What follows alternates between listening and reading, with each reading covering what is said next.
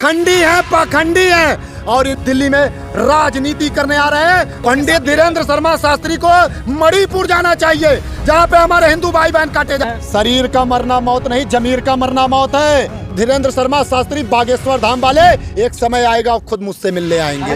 माननीय राहुल गांधी जी देश के प्रधानमंत्री बनने जा रहे हैं, तो चमत्कार दिखाते हैं, मैं लीला दिखाता हूँ। पंडित धीरेंद्र शर्मा शास्त्री को चैलेंज करता हूँ। कहेंगे कुलदीप यादव बाबा बागेश्वर के यहाँ अर्जी लगी है, बागेश्वर बाबा ने बोल दिया है कि प्रधानमंत्री मोदी ही बनेंगे 2024 में। जय हिंद, जय भारत। प्रहलाद मोदी पंडित धीरेंद्र शर्मा शास्त्री के पास अर्जी लगवाने पहुंच गए। क्या हुआ? हर कोई जा रहा है, वो जाकर चले गए। तुम्हें क्यों मिर्ची लग रही? मिर्ची नहीं लग रही है। इंसान को अपने योग्यता और अपने कर्म पे विश्वास करना चाहिए। क्या आज जो बीजेपी पार्टी का ये बार बार नारा लगाते थे, लांछन लगाते थे, परिवारवाद, मोदी का कोई नहीं, मोदी एक सन्यासी है, वो देश के लिए है। तो आज उनके भाई प्रहलाद मोदी पंडित धीरेंद्र शर्मा शास्त्री जी के पास जाकर अर्जी क्यों लगवा रहे हैं? क्यों लगवा रहे हैं? प्रश्न ये बनता है। और प्रधानमंत्री मोदी, अरे बाबा ही चमत्कारी है, सब कुछ पता है उनको, कब क्या होना, कैसे होना, सब कुछ पता रहता है बाबा को। 2024 की अर्जी मैं लगा देता हूँ। प्रहलाद मोदी जी जो अर्जी लेके आए हैं, 2024 में प्रधानमंत्री मोदी नहीं बनेंगे। पंडित धीरेंद्र शर्मा शास्त्री को चैलेंज करता हूं, अगर मेरी ये कथन असत्य हो जाएगी तो वो बताएं। बाबा जी सब सुन रहे हैं। क्या सुन रहे हैं? हाँ। कौन है बाबा? बाबा कौन है बाबा? कौन है बाबा? वही बाबा वो चमत्कार दिखाते हैं ना, घोषणा की थी। वो चमत्कार दिखाते हैं, मैं लीला दिखाता हूँ। वो चमत्कार दिखाते हैं, मैं लीला दिखाता हूँ। और इस बार लीला दिखाएंगे। मोहब्बत की बाजार, मोहब्बत की दुकान, मोहब्बत की बाजार लगने वाली है भारत में। और माननीय राहुल गांधी जी देश के प्रधानमंत्री बनने जा रहे हैं। और ये आप देख सकते हैं, अगर आज पाखंडी साधुओं के पास अगर अर्जी लगाया जा रहा है तो कहीं ना कहीं वोट बैंक बनाने का मुझे ये डर लग रहा है कहीं कुलदीप यादव की पर्ची ना निकल जाए। मैं चैलेंज करता हूं। वो आ रहे हैं दिल्ली में। मैं चैलेंज करता हूं पंडित धीरेंद्र शर्मा शास्त्री का, मेरी पर्ची काट के दिखाएं।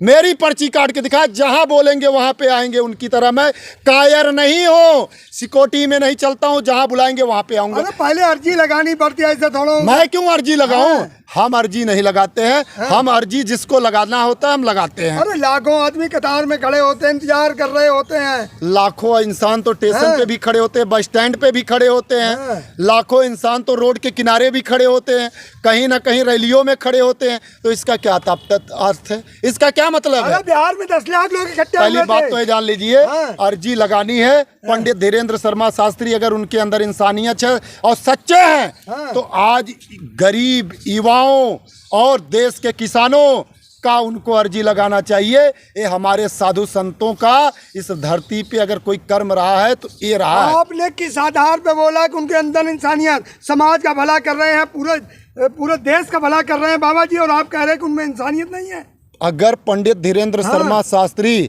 माननीय प्रधानमंत्री मोदी जी की अर्जी और उनको आशीर्वाद भी देते हैं तो मैं इसका खंडन करता हूं। इसलिए खंडन करता हूं कि माननीय प्रधानमंत्री मोदी जी ने हमारे 750 किसानों का खून बहाया है। माननीय प्रधानमंत्री मोदी जी ने हमारी बेटियों का आंसू गिराया है दिल्ली में।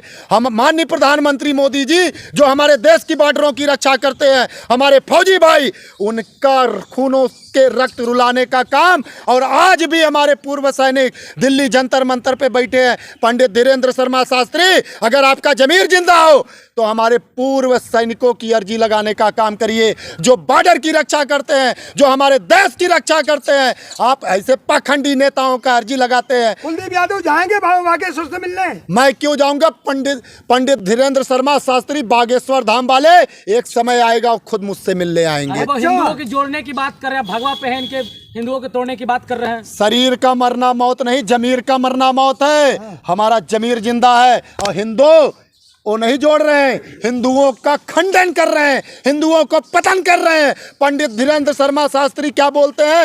हिंदुत्व के लिए मर जाओ। अरे हिंदुत्व के लिए क्यों मर जाए? अपने देश के लिए मरेंगे, अपने देश की लोकतंत्र के लिए मरेंगे। हम हिंदू, मुस्लिम, सिख, ईसाई सबको साथ लेके चलते हैं। अगर गले में माला हम भगवान को अगर चढ़ाते हैं ना, उसमें गेंदा, चमेली, बेला। तो लास्ट लाइन आपने बोली है, हाँ क्या? जमीर का मरना। हाँ हाँ, किसकी लाइन है वो? हाँ जी, किसने ये भगवान श्री कृष्ण की लाइन है। अगर आपको नहीं मालूम है, गीता उठा लीजिएगा, आपको ये लाइनें मिल जाएंगी। अच्छा ठीक है। कुलदीप यादव, ये बताइए, आप कह रहे हो कि धीरेंद्र शर्मा शास्त्री हिंदू राष्ट्र की बात कर रहे हैं, समाज को जोड़ा। उन्होंने कहा कि मुझे मौका दो, मैं 2024 तक हिंदू राष्ट्र बना दूंगा। आपको क्यों मिर्ची लग रही है? मिर्ची इस बात की लग रही है, पंडित धीरेंद्र शर्मा शास्त्री अगर हिंदू राष्ट्र बनाना चाहते हैं तो पहले अपने देश के, हमारे देश के प्रधानमंत्री मोदी जी को हिंदुत्व और ग्रंथों की मर्यादा सिखानी पड़ेगी। हमारे सभी राज्यों को सीएम जो हैं उनको हिंदुत्व की मर्यादा सिखानी पड़ेगी। बड़ी बात कर रहा हूं मोदी जी। सुनिए, सुन लीजिए। अभी 28 तारीख को चंद्रशेखर आजाद, एक दलित समुदाय का नेता को दिन दहाड़े गोली मारा जाता है। उत्तर प्रदेश में भगवाधारी हमारे सीएम योगी आदित्यनाथ है, कोर्ट के अंदर गोली मारी जाती है। ये हिंदू राष्ट्र की धर्म नहीं है, ये हमारी हिंदू राष्ट्र की सनातन पहचान नहीं है। हम दुश्मन को ललकार कर सीने पे वार करते हैं। जाएगा, राम राज आ जाएगा, प्रभु, फिर कोई समस्या नहीं रहेगी। प्रभु श्री राम ने धर्म की और मर्यादा की लड़ाई की है। अगर कायरता की लड़ाई ये आज बीजेपी वाले और जो ऐसे कई पाखंडी साधु संत बैठे हैं ना, ये अधर्मी हैं, ये अधर्म सिखा रहे हैं। इन्हें प्रभु श्री राम, लोगों को सुनिए, पाखंडी है, माफी मांगो, पाखंडी है और इन्हें प्रभु श्री राम के आदर्शों पे चलना चाहिए। प्रभु श्री राम के आदर्शों पे चलना चाहिए। क्या कोई चल रहा है? बीजेपी में एक भी नेता बता दीजिए जो प्रभु श्री राम जी के आदर्शों का पालन करे। हाँ जी, बता दीजिए, हाँ जी, आरजेडी में बता दीजिए, कांग्रेस में मैं बता रहा हूँ ना, सुन लीजिए। आज बीजेपी में कोई ऐसा नेता, आज माननीय राहुल गांधी जी मणिपुर चले गए हैं लोगों को दुख सुनने के लिए, लोगों की आंसू पोंछने के लिए। फिर भी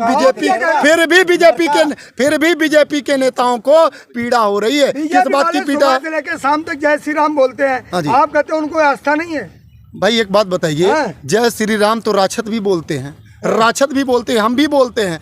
तो क्या मुंह में राम बगल में छुरी? ये हमारे गांव में कहावत है, मुंह में राम बगल में छुरी। आज बीजेपी की यही मर्यादा है, यही संस्कार है। उद्घाटन हो रहा है राम मंदिर का। कहाँ पे?